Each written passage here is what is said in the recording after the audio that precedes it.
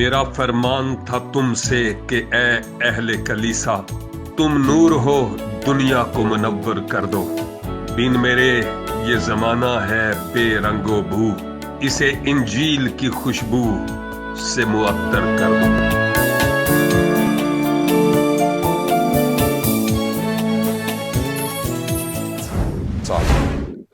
کئی غیر مسیحی لوگ جو مسیح میں نہیں ہیں وہ یہ کہتے ہیں کہ مرکز کی انجیل کے آخری حصے میں لکھا ہوا ہے کہ جب تم جاؤ گے، باہر جاؤ گے تو تم زہر بھی پلایا جائے یا پیو گے تو تمہیں کچھ نہیں ہوگا وغیرہ وغیرہ۔ تو چونکہ آپ کے مسیحا نے کہا کہ زہر بھی پیو تو تمہیں کچھ نہیں ہوگا، لہٰذا یہ ہے بوتل تو ذرا پی کر دکھاؤ۔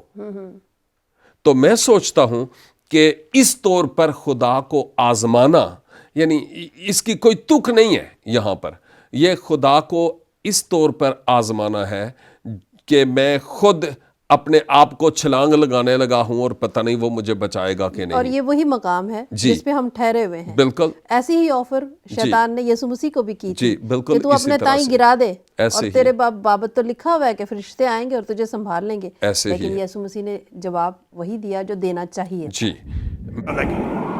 یہ بھی لکھا ہے تو خداوند اپنے خدا کی آزمائش نہ کر۔